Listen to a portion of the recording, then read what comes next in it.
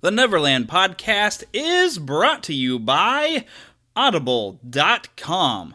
Now, do not forget that you can get your free audiobook download at www.audibletrial.com/NeverlandPodcast.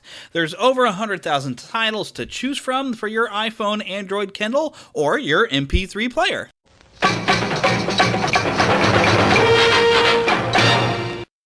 Hey, what's the camera still doing here? Oh no! Disaster! That can only mean one thing! Doggone it, you're right. It looks like they've ordered a sequel. The Neverland Podcast, Episode 16. Up to Neverland! Second star to the right, straight on till morning. Neverland.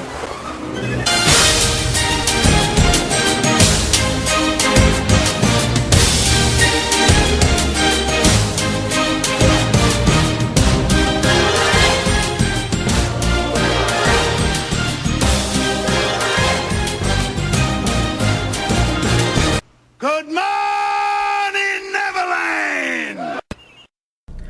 Okay, Neverlanders, we are going to present a review of the Muppets Most Wanted movie, but we've got to go and see it first. And we're actually on our way, aren't we? Yeah, Yeah, she just never sounds excited about things, I swear. I'm tired. Oh, well, she was running around Jamesport, hanging around Amish people and buying goodies today, so I was working, so... But she's had to work all week on her spring break. But now we're going to go out and we'll go and watch this Muppet movie, and we'll be right back to you to tell you what we thought while it's still fresh in our heads on the way home. Until then, though, we got to find some food. All right, it is time to start the music. It's time to start the lights. It's time for the Neverland Podcast. So grab your nearest pixie and give her a shake over your head, and we'll fly off to Neverland once again, where we are special featuring the Muppets in honor of the new Muppet film, Muppets Most Wanted. I do have a review of that film. I also have some sort of man-on-the-street interviews I did of asking a fun question of a lot of different people and getting a variety of different answers. And also, of course, we'll have a kind of a sort of a panel discussion of our memories of the Muppets that I've recorded that I will be sharing here later. And depending upon how much time we have, I might even find some fun kind of bonus content for you. But also, I do plan on sharing a lot of different music from the new movie and some classics as well. We're just going to have an all-out riot of fun for like the next hour or so. So sit back, relax, get ready to have a little bit of a wacky time as we get started here on the Neverland Podcast. And of course, as usual, I do have some news for you. Hugh Jackman is set to return in a sequel to The Wolverine with writer David James Kelly. Release is set for March 3rd, 2017, and Fox is also working on a mystery project, and word is flying around that Gambit and Nightcrawler will appear in a future film called X-Men Apocalypse, since director Bryan Singer has talked about his desire to include them in the film. Will they be played by the same actors that have previously portrayed them? That is not yet known. But we'll look out for that one. Brian Tyler, who has previously written the score for Thor: The Dark World and Iron Man 3, has been confirmed as the composer for the Avengers: Age of Ultron. Also, some concept art for the Scarlet Witch and Quicksilver has been released, and I'm sure you can find it simply by Googling it. Ubisoft has announced Assassin's Creed Unity is set to take on the French Revolution subject matter. That game, of course, will be coming soon, as well as I'm also very excited there's an upcoming Batman game called Batman Arkham Knight, which unfortunately is for the PS4 and Xbox One only, and I only recently just got a PS3, so I'm a little bit behind on that, so I'm saving my money right now for some of this. Lots of photos also have been released showing production of the new series Gotham. You can see James Gordon, Oswald Cobblepot, which he's a very thin-looking Oswald Cobblepot, say that 3 times fast. But, you know, he does dress really good for the parts. You can kind of envision him as the Penguin, but he's kind of, he doesn't quite have the build we expect. There's also been a photo of Selena Kyle, the Wayne family. Also, Donnell Logue as Harvey Bullock. They have begun production. I'm not sure exactly when the series starts, but I would look for it probably next fall. French actor Omar Sy, it's S-Y, I'm not sure if that's C perhaps, but it looks like Sy. He's been announced in the cast for Jurassic World. There's been a lot of people wondering if any previous characters will be appearing in Jurassic World. That I am not sure of. We'll just have to wait and find out. In other casting news, comedian Patton Oswalt is set to appear in Marvel's Agents of S.H.I.E.L.D. as Agent Eric Koenig. The character first appeared in 1966 in an issue of Nick Fury and his Howling Commandos, but it is expected he'll receive a different origin in the Marvel Cinematic Universe. Now, this next bit of news, I just lifted it directly from superherohype.com because I really didn't know what more to say about this, but I think they've said enough. But here it is, a direct quote. A Jem and the Holograms feature film is on the way from director John M. Chu, director of G.I. Joe Retaliation, Justin Bieber, Never Say Never. Well, that's two different films. There's a comma in there. Yeah, there's two really good credentials for you. And producers Jason Blum and Scooter Braun. The trio made the announcement themselves with the below video. Well, okay, if you go to superherohype.com, you can find a video. But it was announced on a video. And it was just moments after the video was posted this article appeared. But on the video, they revealed their unique, some might say truly outrageous approach to the property, asking for creative fan submissions that will wind up part of their big screen release. When I had originally heard some of this, I didn't really look into the article, but I had heard that since they were looking for creative fan submissions, I didn't think the movie was actually a go. I was thinking they were just trying to find some ideas to see if it maybe could happen, like some people were pushing for the movie, but it seems to say that yes, it's happening. Continuing on with their quote, sorry, I've got to find my place.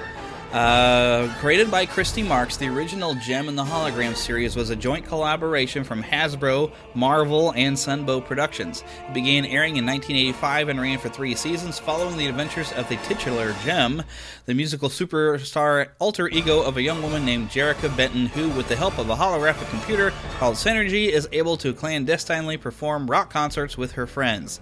More details on how to submit audition material are available at gemthemovie.com. This goes in my file under Why. But based on the directors they have on there with someone who's done a Justin Bieber movie, I'd say they're really targeting the original Jem audience that would have been maybe young girls and teenage girls. I think maybe nostalgic adults might be a little out of it. I don't know. They'll probably go see it anyway, but they might not be quite making a film that the grown-up fans of Jem would enjoy. But maybe they would. I don't know. I was not a fan of Jem. But it fits for this podcast. It's the type of news that's nostalgic for some of you, so there you go. Speaking of other nostalgic movies, now this is kind of weird, and I'll kind of explain how this is weird here in a little bit. But Ghostbusters 3 is definitely happening, despite Ivan Reitman stepping away from the project. Dan Aykroyd says they want to do Harold Ramis proud in his memory, which I think they're a little late maybe getting going with another Ghostbusters film. In Ivan Reitman's place is the directing team of Phil Lord and Chris Miller, who have had successes with Cloudy with a Chance of Meatballs and the Lego Movie. There's pretty good credentials, but they've also directed the theatrical release of 21 Jump Street, which I didn't see. I wasn't really that concerned about it, but it has warranted a sequel. 22 Jump Street. Yeah, that's creative. Ghostbusters 3 is set for filming in 2015, and it actually appears that it may be a reboot. I haven't got anything really confirmed, but I have seen some headlines that are saying, oh, it's a reboot to start filming. Now, whether this means that they're going to try to start from the beginning and try to recast the characters with different actors, which I think would be a terrible idea. You really can't replace the original 3 guys. It just wouldn't be as good. But I could see maybe have the remaining cast members, older guys, maybe passing the business on to maybe some younger characters. That might work out, depending upon who they cast, if they got the same charisma and fun of the original trio. So we'll just see. I'm semi-excited, but I'm also cautious. Because this is something we've really wanted for a long time, but it seems like they've really missed the window of opportunity. And really, that video game they released was kind of like a Ghostbusters 3 for a lot of us. So we'll just see where this goes. I'm probably still going to see it regardless. It's Ghostbusters. Excuse me. A description for upcoming Arrow episode entitled Birds of Prey has been released, and it reads as follows. This is word for word from the release. When Frank Bertinelli, guest star Jeffrey Nordling, is arrested, Oliver knows it's only a matter of time before his daughter Helena, a.k.a. the Huntress, guest star Jessica DeGao, I hope I'm saying her name right, returns to town. To make matters worse, Laurel is picked to try Frank's case, putting her right in the path of Helena. Oliver tells Sarah that he will handle his ex-girlfriend, but when Helena takes hostages at the courthouse, including Laurel, the Canary will stop at nothing to save her sister. When the Huntress and Canary meet, an epic battle begins. Meanwhile, Roy realizes he needs to keep Thea safe, but doesn't like the way he is forced to go about it. Now, considering... Canary definitely fits in with Green Arrow. But considering, some of the Birds of Prey, I think they're kind of also tied in with Batman, like the Huntress. I've mainly seen her around with Batman, but I don't read a whole lot of DC. So I would kind of wonder, maybe this would be able to tie into the Gotham series in some fashion, except for Gotham is going on a completely different network. So I'm not sure that there's going to be a good interconnectedness. But I haven't been watching this series, but for fans of it, hopefully you're excited by that news. Now, the Disney yearly shareholder meeting was this past week, and among the announcements were Cars 3 and finally Incredibles 2. It's about time. I would actually like maybe a weekly series would be fun. An animated series, I'd watch it. Also announced is that the next Star Wars film will be set 30 years after the events of Return of the Jedi, which is convenient because it has been more than 30 years since that film was released, so it does kind of take care of the aging factor because the original trio will be making an appearance in the movie, at least in the first one. Now, apparently they're going to be handing it off to a younger cast, which is probably a good idea because who knows how long the original cast is going to get around. They're getting up there in age, Now, Lando has not been slated to return, but you can catch Billy D. Williams this season on Dancing with the Stars as long as he lasts. Now, this past Monday, he wasn't looking so good. He is 77 years old. He's lost a step, but it was kind of fun. They did kind of a Star Wars-themed dance, and the judges didn't score him well, but he could be one of those kind of favorite guys just because he's Billy D. Williams. Ooh, Billy D, Billy D, Billy D. Anyway, so on our final piece of news, director Mark Webb has screened 30 minutes of The Amazing Spider-Man 2 and answered some questions in Culver City, California. Now, a full description of all this can be found at superherohype.com, but I really don't want to read it or share it because it's going to contain spoilers because, after all, it's the first 30 minutes of the movie. And personally, I really want to wait before I see the first 30 minutes. I'd like to see the first 30 minutes connected with the rest of it. However, a final trailer has been released online, and it looks, dare I say, amazing. This is set for release May 2nd. And that is all the news we have for today, or for this week. And so now let's get on with some Muppet content. We're doing a sequel. We're back by popular demand. Come on, everybody, strike up the band. We're doing a sequel. That's what we do in Hollywood. And everybody knows that the sequel's never quite as good. A sequel, another feature attraction. Places, please. Light the lights. Roll camera. Action! I thought it was the end, but no, my friends, this is when we get to do it all again. Do it all again. Until the credits roll, we got another go to show them we can do it all again. We're doing a sequel. There's no need to disguise. The studio considers us a viable franchise. We're doing a sequel. How hard can it be? We can't do any worse than The Godfather 3. We're doing a sequel. The studio wants more while they wait for Tom Hanks to make Toy Story 4. I thought it was the end, but no, my friends, this is when we get to do it all again. Do it all again. Until the credits roll, we've got another go to show them we can do it all again.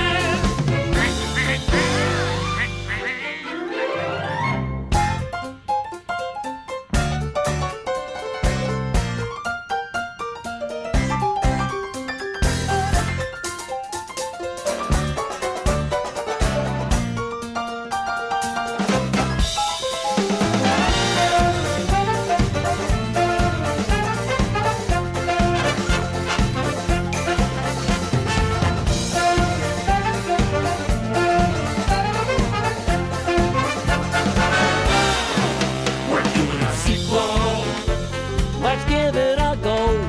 With Hollywood stars. And more one-liner cameo. We're doing a sequel. I don't mean to be a stickler, but this is the 7th sequel to our original motion picture. We're doing a sequel. Let's give it a shot. All we need now is a half-decent plot. Got it. An epic love story between a very handsome, long-nosed purple thing and a beautiful chicken. Gonzo with the win. Does anybody have any other ideas? Oh, it's about getting the Muppets back together again to stop an evil oil baron from demolishing the old studio. Ozzy, did you even watch our last film? How about one of those fish out of water movies? Yeah, I'm not so sure about that, Lou. It's about a frog who marries a beautiful, perfect pig, and they have to kiss each other a lot.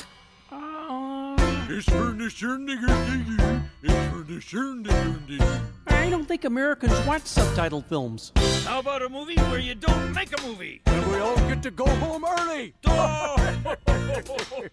Good grief. It's about a lonely dog, and one night he sees something he should never have seen, and he has to live with a terrible secret. That sounds a little dark, Rolf. Kermit, how about the Muppets go on a world tour? That's perfect. I thought it was the end, but no, my friends, this is when we get to do it all again. Until the credits roll, we've got another go to show, then we can do it all again. We're doing a sequel, it's more of the same. Let's give it a name. How about the Muppets again? It's the Muppets again, with the Muppets again. It's the Muppets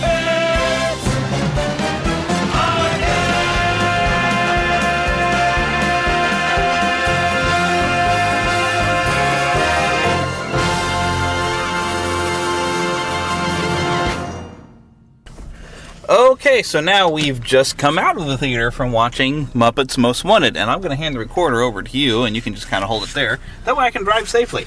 Yes, driving safely is important. Yes, drive safely with both hands. Well, I gotta say, I really liked it. It was a whole heck of a lot of fun. They've pretty much told you everything you need to know about the plot. There's an evil, thieving frog that looks just like Kermit, except with a mole. Mm-hmm. It was actually... And then we'll have all we need to steal the unstealable. The crown jewels of England. Ensuring that my name goes down in history as greatest thief of all time. You mean our names, right? Of course. My name first, then spacebar, spacebar, spacebar, your name. A very funny character, and actually had more songs than any other character, too. By having a Did whole... he? Well, yeah, he had like 2 or 3 different songs that was just particularly his songs. Okay. Which, was kind of fun. And the songs, actually, I think were better than the previous movie. There's a bit more variety of song styles, even. And these were a lot more... Now, where was I? Oh, yeah. Okay, now, the one thing that was... It's sort of a drawback. It's not a huge, big deal. But they even kind of make fun of it just a little bit in the movie of how they have to sacrifice a lot of screen times for a lot of what might be one of your favorite Muppets in order to kind of keep the story going or to have different ones. And they even kind of sadly show Robin, Kermit's nephew, the kind of forgotten Muppet, at one point when they're kind of making the joke. Because really, you're not going to get a whole lot of Gonzo here. Or Fozzie. Fozzie doesn't really get much to do until you're getting around to the last half hour of the movie. Because they're really following the story as best they can and keeping the story going. And so a lot of the Muppets are very reduced in supporting characters. Mainly it looks like they were trying to have more humans in there, and there's more guest stars than you could ever think of. About every scene has some sort of guest star person. Even if you don't necessarily recognize them, they kind of show them again at the end to kind of say, yes, these were our guest people. But it kind of, reminds me, back in the old days with the old movies, they were able to have all the Muppets in there, and everybody seemed to have like a pretty fair amount of screen time and some fun to have with them. And this one, it seems like they get to kind of pop on, do something fun, and then pop off real quick. And some only get to really make kind of one appearance. So it would have been fun to have a bit more Muppets, but really that's very minor overall. It was a whole lot of fun. Everything. We laughed our way through it. It was great. And the opening cartoon, if you catch us in theaters and see the Monsters University opening cartoon, it was hysterical. So, yeah, that's my take. I don't even list all the guest stars. There was too many. Yeah, they especially use like the prison scenes to just cram it full of, people, that you've seen before, but like, I know that's someone, but I can't quite place them. At least that's my problem Well, I recognized a lot of it. I mean, so Danny Trejo and Ray Liotta were in the prison, and then some guy that looked kind of familiar, but I didn't know his name until I looked at the end.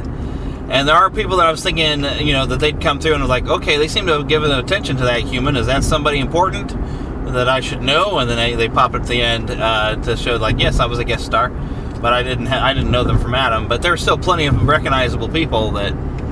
There was maybe a couple that I could have done without. There's a lot of bad puns with Usher. Yeah, well, Celine Dion is a continual thing, and then it shows up in a song, and it would just went on, and I could have done with a little less of that. Maybe if I saw it again, it would make more sense. Yeah, but if you're a big Celine Dion fan, you'll probably like it. But since we're not, we're kind of like, oh look, it's Celine Dion, and she's kind of ruining the song a little bit. Well, I think in this movie, Piggy's fixated on Celine Dion, so it's kind of a running gag. It's kind of supposed to be. But for me, it every time she sings a Celine Dion song, the audience is like, ugh. Yeah. So anyway, but favorite reveals. I like the I don't want to say his name, but the person in the tank, he sings the guy beautifully. There's a guy in solitary confinement. Yes, he sings beautifully, and you're like, oh, who is that person? And then you do get to see who it is, and I don't want to say, but it's fun. I had to clap my hands at that one, as I was a little excited about finding out who that was and seeing who it was. Yeah. So.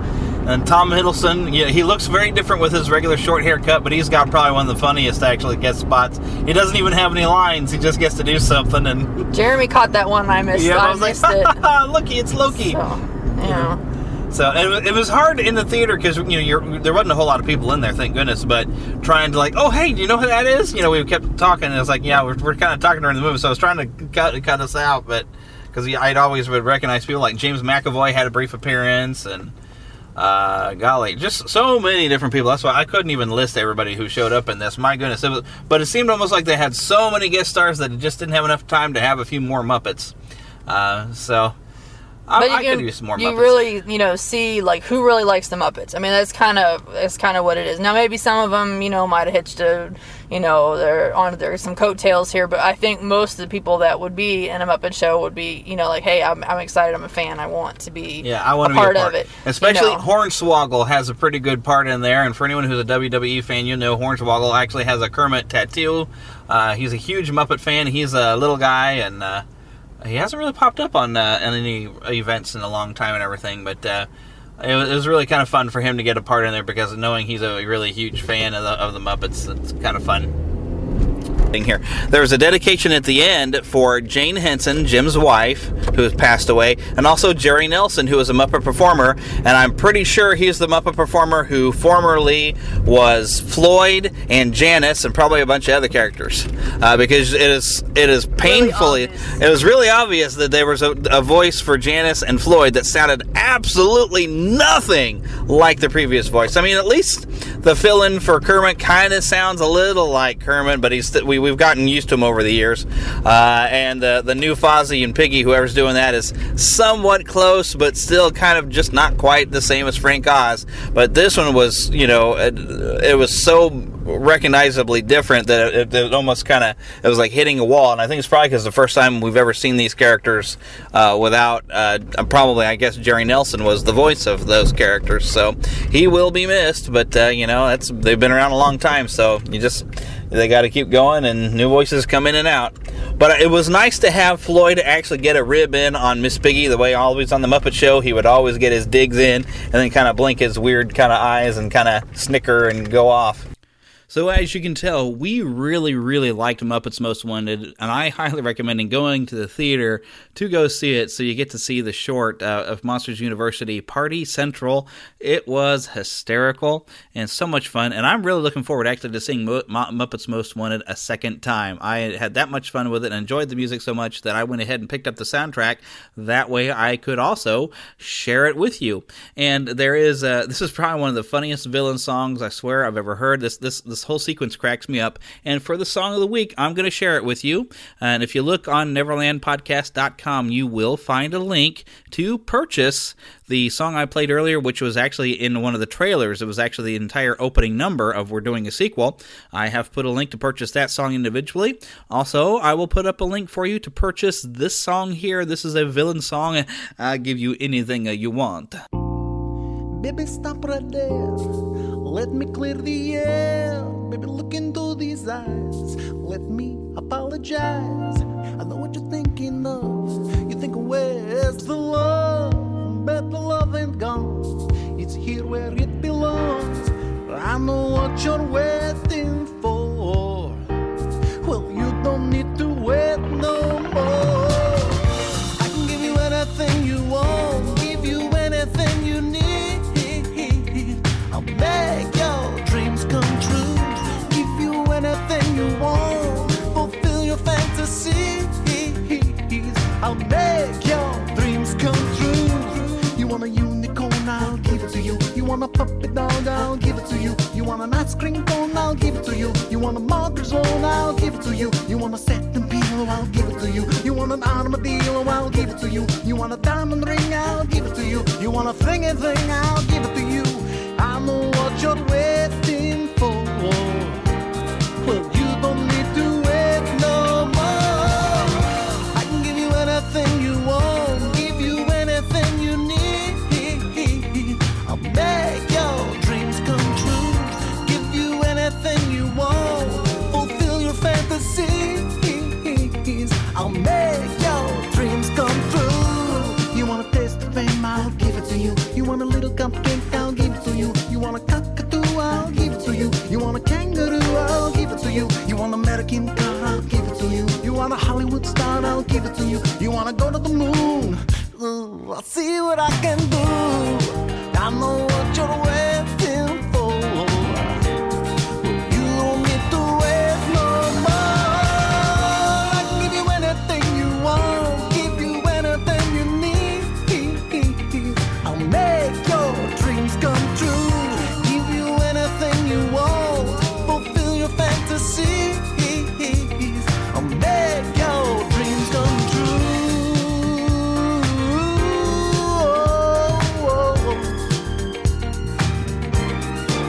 I'm saying cockatoo, yeah, kangaroo, in Malibu. I'll give it to you. I'll make your dreams come true. Cockatoo, kangaroo, kangaroo in Malibu. I'll make your dreams come true.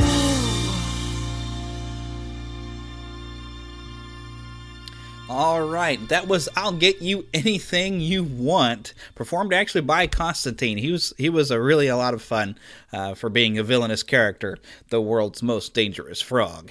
I'm making the entire soundtrack actually available to you at neverlandpodcast.com. And remember, any purchase you make through neverlandpodcast.com at iTunes does go to help the show. So I really do appreciate you clicking through those links and making purchases. I've also individually placed those two songs that I played for you, so you can purchase just that song if you would like. Both of them available on iTunes as well as on iTunes. I do have a search button on neverlandpodcast.com, and you can search for more Muppet songs. And, we're talking about supporting the show. Do not forget that for you, the listeners of the Neverland Podcast, Audible is offering a free audiobook download with a free 30-day trial to give you the opportunity to check out their service. I have been recommending these last few weeks that they did have a copy of The Hobbit. I need to go and check again to make sure that it is still available for a free download. But even if that's not there, there are sure plenty of other things. I do have a link on Neverland Podcast. There was a Star Wars book they have available. But yeah, go to audibletrial.com/Neverland Podcast. Again, that is audibletrial.com/Neverland Podcast. Go get your free audio book. Pick out whatever you like that makes you happy and listen to it, enjoy it, and have a wonderful time. Now, for our next little bit of fun Muppet content, this is sort of a man-on-the-street type of thing. I kind of sprung this question on a few people, and some of the reactions are actually pretty funny. I also did, of course, ask my wife the question while we were driving actually home. And the question would be, who is your favorite Muppet and why? And so let's hear what we got. Okay, so now the big thing, I'm going to start asking some people and hopefully even checking some email or Facebook and everything. I need to go on Facebook and ask people this question. But the big question I want to ask and have some answers to is, who is your favorite Muppet and why? Okay. Well, I don't know. I have I have lots of favorites, but probably some of the ones that I like the most, I have a feeling for Beaker, because he's that science nerdy kind of guy, and he's always kind of the guinea pig for Bunsen. And but I also like the Swedish Chef. I think probably just because he's goofy and he like flings food and just, it's lots of fun. So and I don't know, like there was one other one, but I forget. So anyway, is there any Muppets you kind of relate to? Well, obviously Beaker. Because he's the experiment? Do you feel like the experiment? I feel like the experiment. I kind of end up being like the end of things and all awkward and stuff like that, so. Yeah, I've kind of figured how, with me, it's like you try to be Kermit, you feel like Fozzie, but in the end you realize you're just Gonzo. And I've always liked Gonzo's always my favorite, and I guess I've related to him because he's always kind of that weird sense of humor kind of guy, likes to try oddball things, and is really just kind of that outsider that somehow or another manages to fit in, and I figure that's kind of me. So I've always liked Gonzo, but so he's my number one, but I think I probably love Kermit and Fozzie.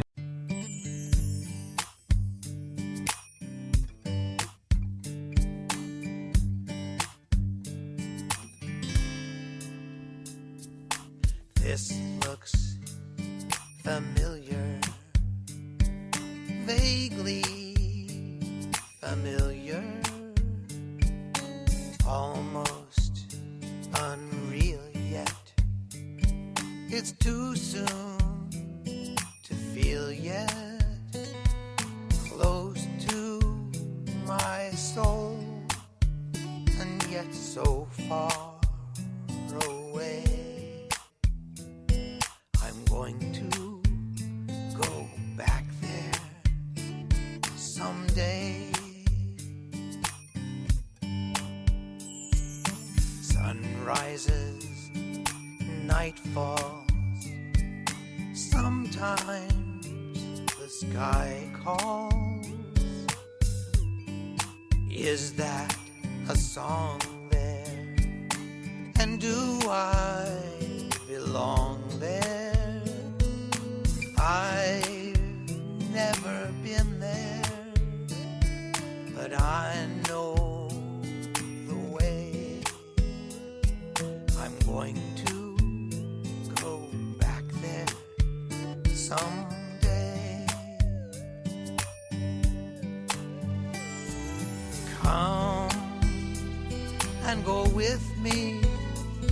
It's more fun to share. We'll both be completely at home in midair. We're flying, not walking on featherless wings. We can hold on to love like invisible strings.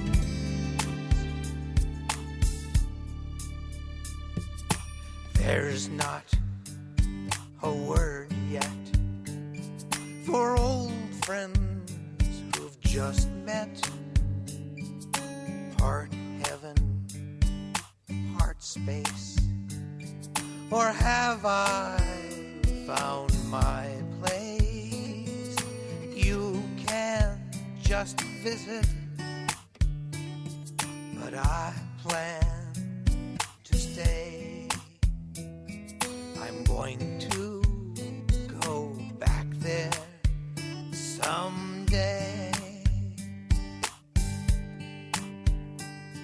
I'm going to go back there someday.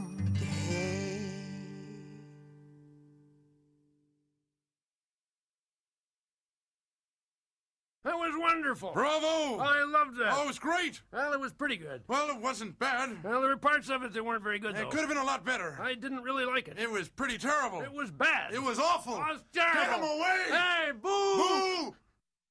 Now say that. Miss Piggy, because she's sassy. Okay. Who's your favorite Muppet and why? Who? My Mark? Favorite Muppet and why? I like the two old guys. Statler Waldorf? Yeah, the guy up at the end. At the end of the show. Yeah, I don't know I guess why. they usually have a comment at the end of every Muppet show. Yeah, I don't know why, other than just funny. Oh, it always made my dad laugh. I can never understand why. They always laughed at something. I guess so. Yeah. All right, so who is your favorite Muppet and why? Who? Favorite Muppet. Animal. And why? Because he is wild and crazy and he likes to play the drums. That works. Okay. I do have a lot of honoring people. Okay. Well, who is your favorite Muppet and why? Anyone got a good answer? Fonzie Bear. Because no matter how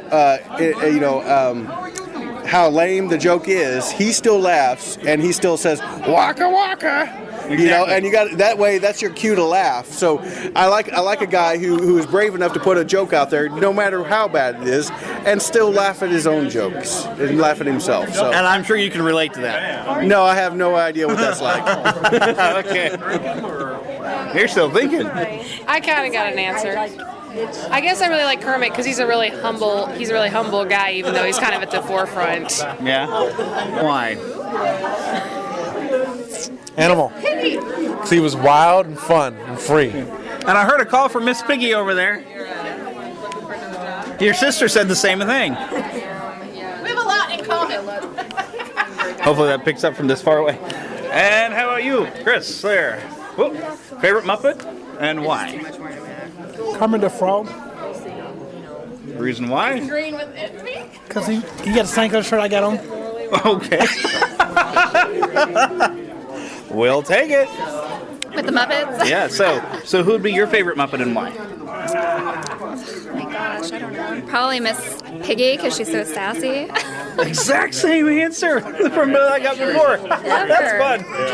So who's your favorite Muppet? I don't really like Muppets. I like Sailor Moon. I know. Okay. I think I am. Oh, you got a favorite Muppet though, right? Kermit the And Frog.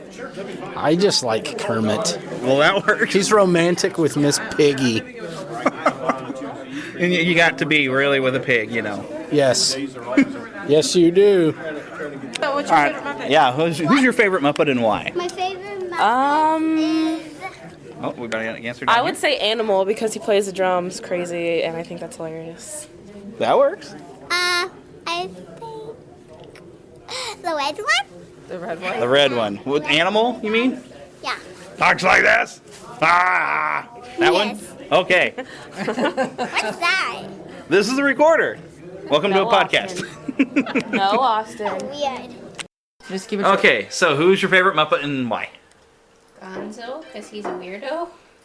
Simple enough. And James, I have to get from the other room. So how about you? Who's your favorite Muppet and why? I don't have a favorite Muppet. You don't have a favorite Muppet? No. Do you have a group of the ones you like best, or you just hate Muppets? I don't have a favorite. Do you have like a grouping at all? No. You just there's none that you just like at all that you can try to narrow through? No. Okay. Who's your favorite? Well, that was interesting. James's favorite is Oscar the Grouch because he's grumpy. That's not a Muppet. Yeah, he is. He's a Muppet. He's a Sesame Street Muppet, but he's still a To my will. Muppet. Okay, so who would be your favorite Muppet and why? What the is not a Muppet? That's not a question I think of every day. I don't go around saying, you know, Lord, I woke up today, and the very first thing on my mind is who's my favorite Muppet. Animal. You know what? It's a combination between Animal and Gonzo. There you go. Any reasons why? Reminds me of you. No. Exactly. Hello. Exactly. Well, that was a lot of fun and everything, and as you can see, I got a couple people kind of off guard, and they were like, yo, my favorite what? And then my good friend Seth there was just like, that's not the kind of question I expect to get asked. Just a lot of just funny reactions, even to the people who are not really maybe Muppet fans with but prefer Sailor Moon, which, hey, if y'all would like me to do a show themed around Sailor Moon or perhaps anime, well, actually, I'd probably leave that a lot more maybe to my wife. She loves anime, but if you'd be interested in a show like that, go ahead and let me know. Send an email to podcast@neverlandpodcast.com or contact me on Twitter or Facebook, which would be at Twitter is at Neverland PCast. And, of course, Facebook is facebook.com/Neverland Podcast.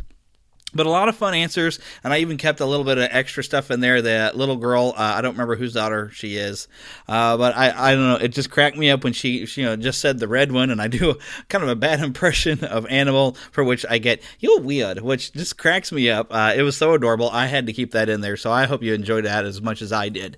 But without further ado, also, I thought it would not be appropriate if we didn't have some sort of panel discussion.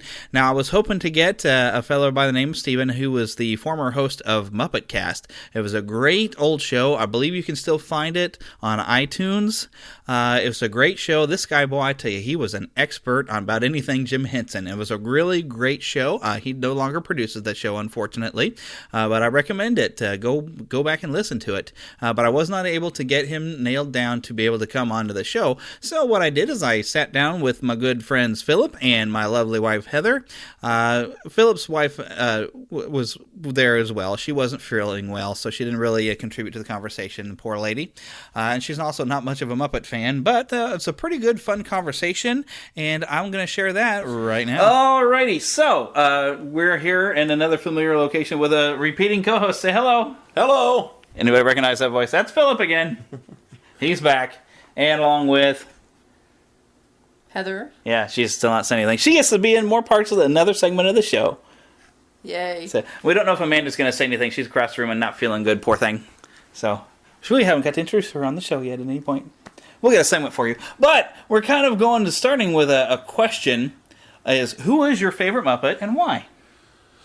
Oh, boy, there's so many of them. Yeah, I know. It's kind of hard to pick sometimes. Probably Kermit, just because, well, without him, there probably would be, nothing else. So, or, as has been now demonstrated, it would be chaos if you just let all the Muppets do whatever they want. That's I guess true. It's quite true.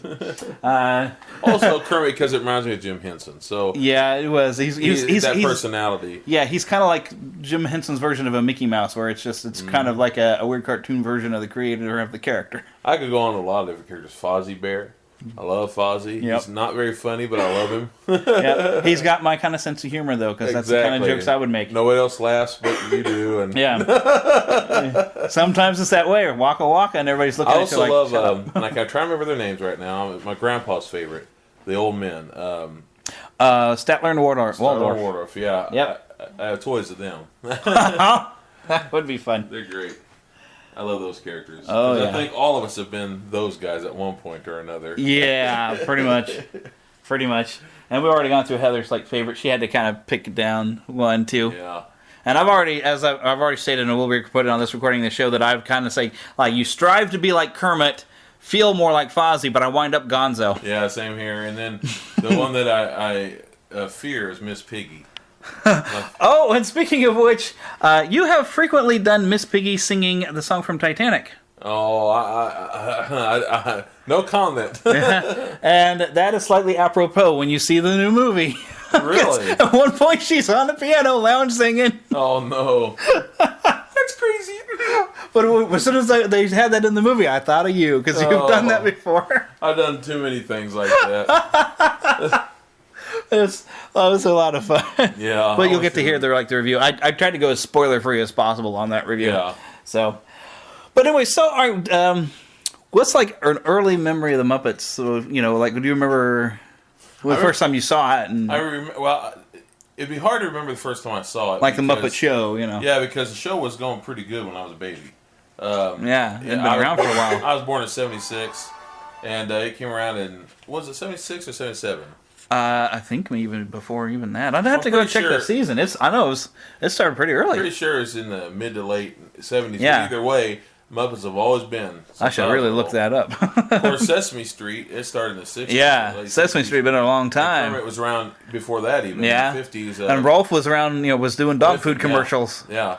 He was with them on that show. I can't remember the name of it right now for some reason. There was some show and something I think he was doing on the East Coast somewhere. Yeah, I'm gonna have to look up some of this stuff. I used to have the 30 years of the Muppets. This was a celebration that they did in the '80s on TV, where Jim Henson was showing all sorts of the characters that he created in the '50s on the TV show. And Kermit looks like a crazy, ugly, dirty puppet. Yeah. I saw some of that footage. That was a puppet, you know. Did he start off as a lizard? Yeah, well, it was like a weird look like a lizard duck. Because remember, what was it we were watching? Was it a special feature on something that actually had, where he was actually even had Frank Oz even come on and had some other guys who actually kind of created a Muppet right there, and it was an old black and white, and it was something he had done for public television, and he was showing how they create Muppets and different characters and stuff like that. It was pretty neat. It was teaching puppetry. Very cool. I always enjoy it. There's so many of them going on. I remember being at the theater seeing the Muppet movie for the first time. Yeah, I saw that the first time on Laserdisc over at my uncle's house. And we were already fans of the Muppets. We used to watch them over at, because we used to go to my grandma's house on Saturdays. I remember, and it would come on in the evenings, and so we would watch the Muppet Show over there. I had a whole bunch of, and still do have a lot of those old toys from when I was real little. It was a big deal, the Muppets. And I remember every Christmas it seemed like there was some kind of special. I remember John Denver at Christmas time singing with him on TV. In fact, my earliest memory of the Muppets altogether pretty much is John Denver singing with Robin, Kermit's nephew. Uh-huh. And so therefore, when I start thinking of John Denver, who I love, I always think of the Muppets. Of course. And I think of Christmas, and I have their album together, at Christmas time. And, yep. And I just love the Muppets. All good memories. And I started thinking about all the toys I had as a kid, and still do have some of them, like I said earlier. Some of the puppets. I used to have a lot of puppets of Count and all that before he was called Count Von Count. It was just Count. Yeah, I remember that the Christmas album. My grandmother, the other grandma that I wasn't watching the show with, had the John Denver and Muppets Christmas album, and when it was nap time, she'd put that on the record player and just play that. To, it didn't matter if it wasn't near Christmas time, but she'd just play that, and I'd go to sleep. That's what how I got my copy before I got the DVD of it, or CD, of it. Was when I worked at the daycare center. This old woman had a copy of the record that she put on tape, and we played every day for the children at some point. And that's one of the unfortunate things with the CD that they released is it didn't have every song that was on that record. And now that record is lost. Yeah. I don't know what happened to it when Grandma passed away. I wish somebody had given it to me because I would have liked it. That's okay.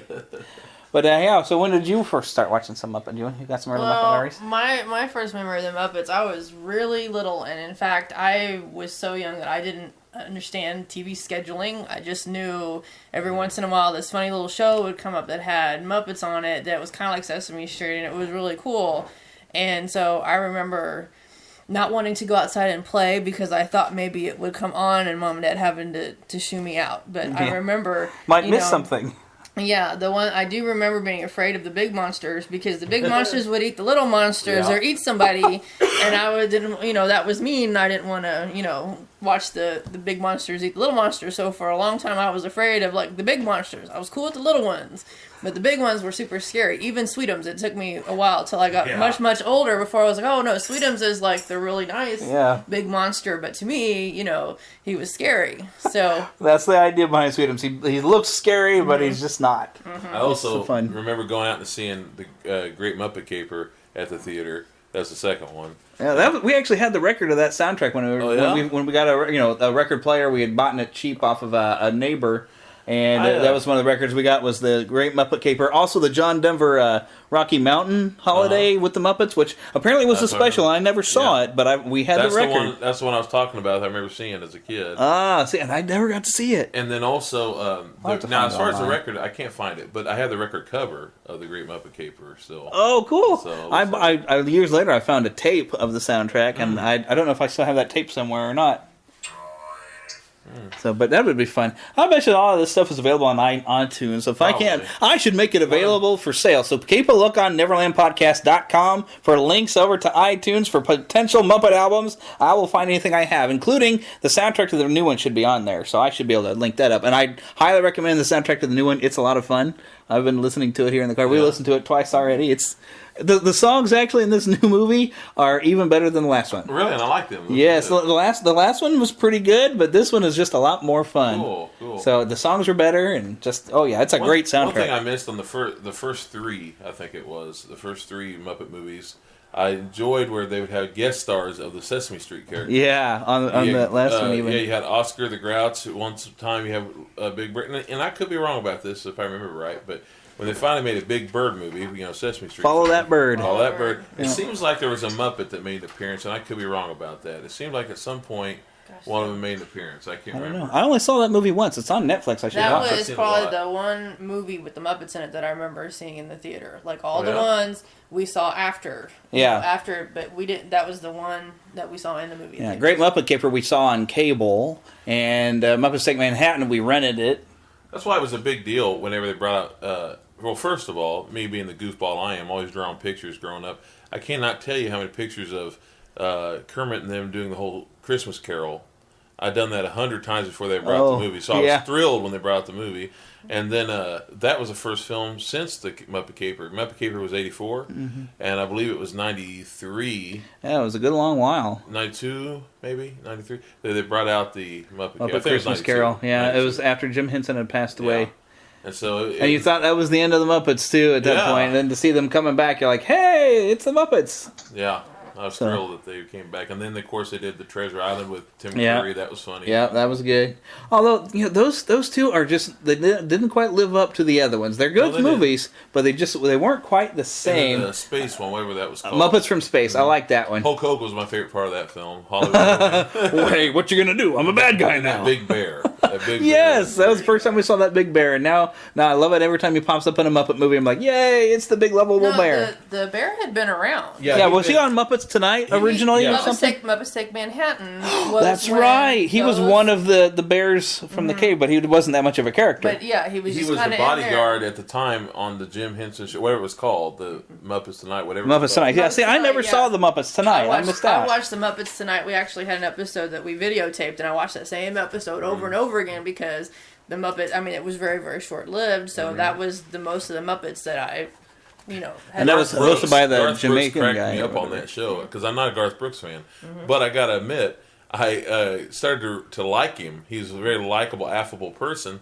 On that show, he said something like, "You're going to see me do stuff I've never done before." So he went around rapping, doing Jamaican stuff, rock and roll, doing just about everything but country, and it was hilarious. I'm gonna have to look on YouTube or something, see if they have some clips, because I missed the whole thing. Yeah, I didn't find out it was going on until it was that over. Little, crustacean guy, whatever he is. The King Prawn. Yeah, he started really showing up then. Yeah, and the Jamaican host. Yes, he sure did. Yeah. No, I can't remember his name. Little King Prawn. The one that we had on VHS recorded off the TV had Smokey Robinson was the guest host, and then they had like the TV show part, like more like kind of a Muppet Show thing, and then at the end they had like a little, almost like a mini movie feature thing. And the one that we had it recorded was like a Save the Rainforest type of little thing. That was on the end of I'll tell you a character that used to spook me out as a kid for some reason. I think it was his attitude. And I love him to death now, and that's Sam the Eagle. For some reason, as a kid, his eyes or something about him kind of spooked me out a little bit, because I was just itty bitty. Believe it or not, at one time I was. But no, Sam the Eagle is hilarious. Oh, yeah. Why am I here? You people are all weirdos. And he's got a pretty good part in the new movie, too. It's a lot of fun. Yeah, I would have been there. They always find good ways to put him because it's such a straight arrow. I still think the best character he had, though, was in Muppet Treasure Island in there as being the first mate. Yep, this, whatever. Oh, sting it. But yeah, where he's checking out the escape boat or whatever. I love It's like, yes, this appears to be in good working order. He's this all-American, and I love on Christmas Carol, the Muppets Christmas Carol, when he says, "It is the American way," and Gonzo whispers in his ear, he goes, "Oh, it is the British way." Yeah. Those are the ones I actually don't have on DVD. We actually need to track those. Of course, they did re-release recently the Great Muppet Caper on Blu-ray with the Muppet Christmas Carol. Last night I need to go get it. I was at Target and I saw that they had the only one they had left was Muppets Go to Space, but they had like 4 or 5 of those films that were $5 a piece. And of course, I missed out. If I had been there earlier, if they had it on Blu-ray, because I've got the DVD of Muppets from Space. I liked it because it was Gonzo themed. If they had been there earlier and gotten all the other ones, I probably would have bought them all. But I figured, Muppet Space, I don't want just that one. Yeah. I would have gotten it just because it's another Muppet movie, and I liked it. I think that's the first one we saw in theaters. I don't remember seeing any other Muppet movie in theater up until that one, and you and I went. Yeah, think about it. Was that after we were married, or was that before we got married? What year did that movie come out? 1997, I believe. Was it 97? Yeah. No, we weren't. We were not married in 97. Yeah, we weren't. We would have 98, maybe barely maybe met. I'm wrong. Might have been 98. Yeah, but I remember we went to go see the Muppets from Space. 98, 99. I don't know, just late 90s. Well, we would have been friends at that point. We wouldn't Yeah. have been dating. Yeah. That was a long time ago. That might have been the only one I didn't see at the theater. Now that I think about it, I haven't seen this one in the theater yet. Oh, but you should. I want to. If I can. I want to go back. And even the short in front of it, they had a Monsters University short in front. That's great. Oh, it was hilarious. I was laughing so hard. And there wasn't a lot of people in the theater because we snuck in on a Thursday night early showing. Oh, that's good. So it wasn't very crowded. So I was able to just laugh my head off and didn't worry about bugging nobody. Which was good because we were also kind of noisy when we recognized the guest star. We're like, oh, hey, look at there. So then after we did it, I'd be like, okay, we better be quiet now because I didn't want to disturb anybody. It was all about the first movie. Saying how many cameos. There were so many. And that was the last appearance of, I'm trying to think of his name right now, the famous puppeteer. Yeah, the guy who did Arthur. Edgar Bergen. Edgar Bergen did Charlie McCarthy and he died, I believe, right before the movie came out. Yeah, I believe you are correct, sir. Of course, Steve Martin shows up in there as a waiter and all that. And that was a funny movie. Yeah, boy, I haven't watched that in a while. Myth. Yes. No, yes. Yes. Okay, well, we can't have a complete conversation unless we get into the Muppet Babies. Oh, I was going to say, when I went out and saw Muppets Take Manhattan, my favorite part of the whole film was when suddenly there's a imagination of Miss Piggy. And they go to Muppet Babies. Yeah, and she's sitting there in a carriage thinking about when they were children, what things would have been like. And the song I know to this day, no matter what I may do, and all that stuff. Yeah, and so I remember that's a song cue if ever I heard one. There you go. No, but there was a cute little segment where they had puppets, little baby puppets of them. I don't believe, I could be wrong, I don't remember Animal actually being in the movie. It seems like later on as a baby. Yeah, later on they used him in like. Yeah, I know he was in the cartoon, but yeah. And they had when they did the Muppet Family Christmas. Because they were like, oh, look how cute Animal used to be. So they had when that movie, show came on, I was nuts about it. It was in 1984. I remember going nuts over Muppet Babies, watching it every week. Yes, all the time. I loved it when they did the Star Wars episode too. Yeah, that was my favorite too. Then there was a weird character, the twin of Scooter. Because I love Scooter. Skeeter. Skeeter was his twin, which was Howie Mandel. Yeah. And then the next year they started another show. I remember because I was watching with Seth whenever Hulk Hogan's Rockin' Wrestling was coming on. The next year they had a Muppet show where, and I can't even remember all these weird monsters. Or something like Monster something.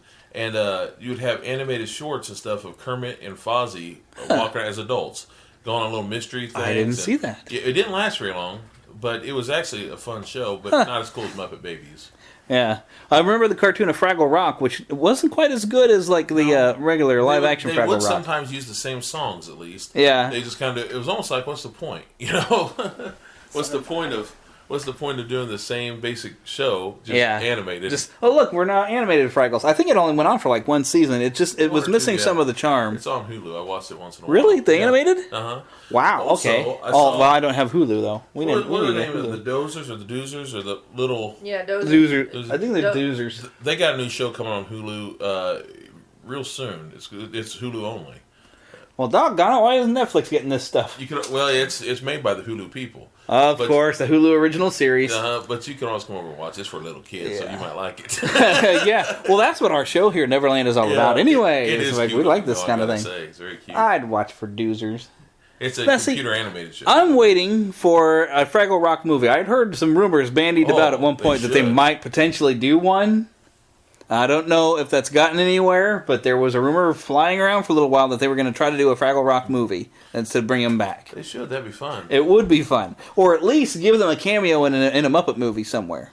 I remember Or let Big Bird come walking across a Muppet movie if they get another one. I bet they'll get a third one because this one's going to do well, I think. I also heard for a long time they were going to, talking about Jim Henson stuff here, that they were going to do another Dark Crystal, but I had not heard anything about it for years. And there were some early kind of production photos that got put out, and then the last I'd heard anything is they just turned it into a book instead. And I don't think the movie is coming. Somebody just didn't I wish feel they'd like do putting another money in it. Labyrinth. I enjoyed that film. It's goofy, but I enjoyed it. You know. Yeah, it would have been fun. I don't know where you'd go with it though. I don't know either, but You could always steal another baby. yeah, sure. As long as you get David Bowie back. Yeah. He's scared the crud out of me in that film. He's walking upside down on these stairs and things.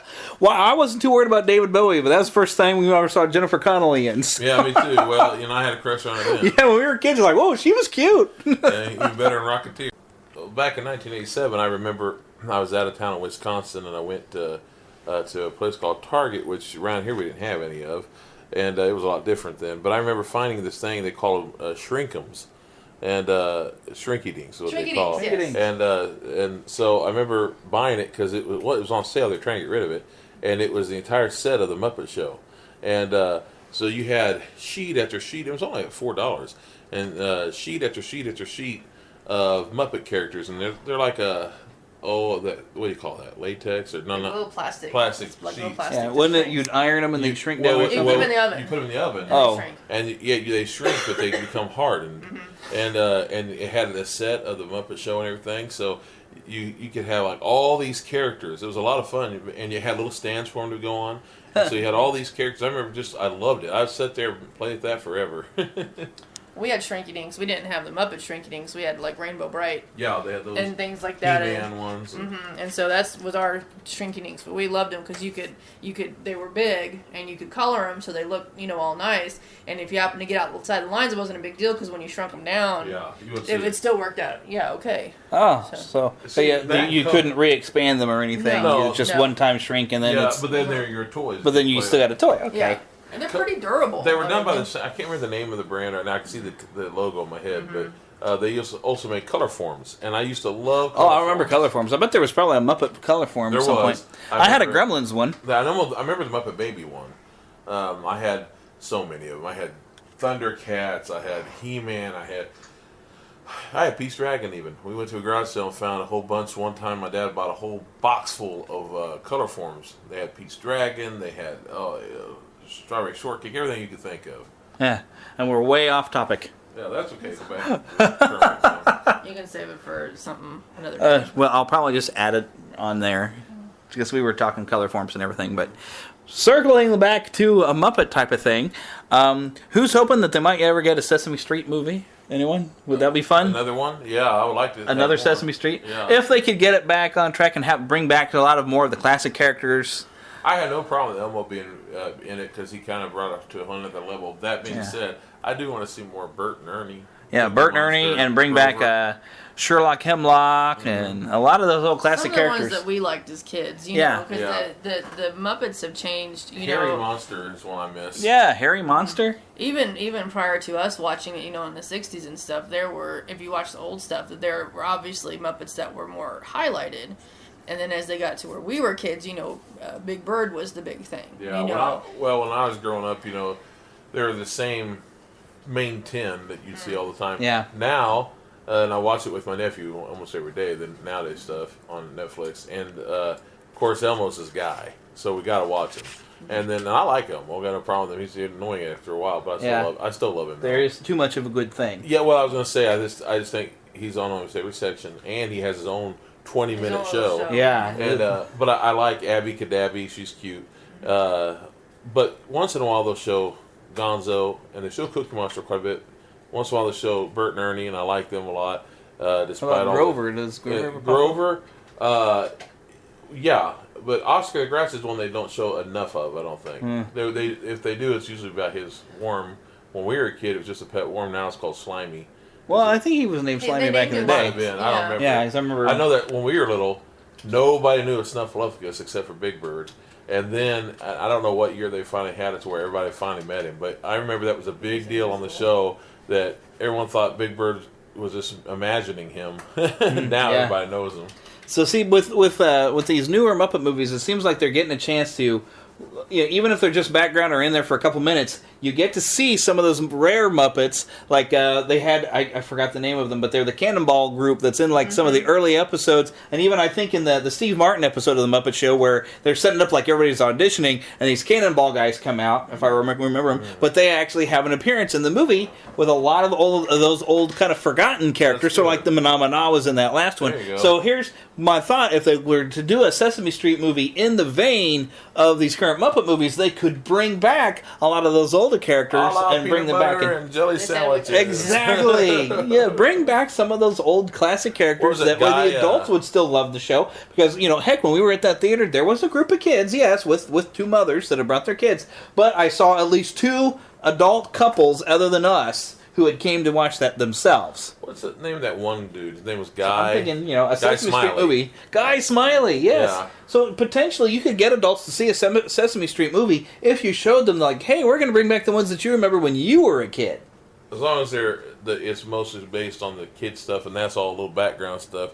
That's kind of cool because it is for little kids more than anyone else. But still, you're right. But adults would show up because they love some of those characters if they bring them in, As long as they have, what I personally think is all those old characters kids would love themselves. Okay. They would love themselves if they would just show them more often. Yeah. Oh, back to the heyday. And it would even be fun to have some of the old adults, humans around that are probably, of course, I bet the fellow that owned the shop. Mr. Hooper? Mr. Hooper, yeah. Mr. Hooper, I bet he's passed away by now. Hooper died back in early 80s or something like that, maybe mid 80s. But one thing they've done is his shop is still going. For years they didn't do anything with it. Now, as I'm watching it, they have other people working there, but they still talk about Mr. Hooper. They won't take that down because it's a salute to him, which it should be. Yeah. He's kind of. I love Mr. Hooper. There's so much going on in that store, all the different elements. So now they have young people there and who work there and all that stuff. So they still use it. And they still got the same actors there, most of them.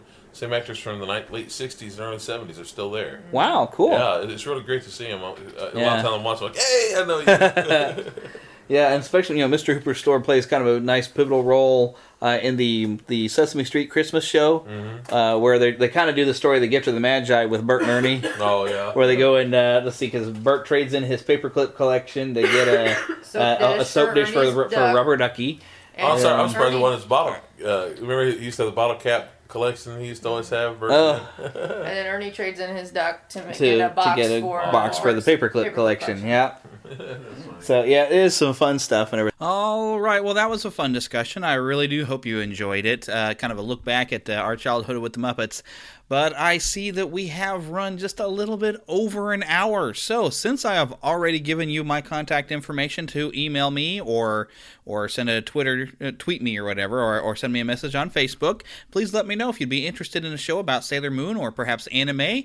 Heather has also expressed an interest in perhaps doing a show about maybe outdoor activities that you used to enjoy as a child, games, something in a direction we haven't really covered yet and gone before.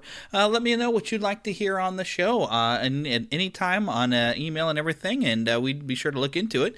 And especially if there's a lot of people interested in it, then we'll surely talk about it. Even if I'm not an expert on it, I'll find somebody who is. But that's all the time we have for today. So remember to carry that pixie around in your pocket so you can shake a little bit of pixie dust into your daily life to help you deal with little things and just act like a big kid again. But until the next time we meet, God bless and you have a wonderful day.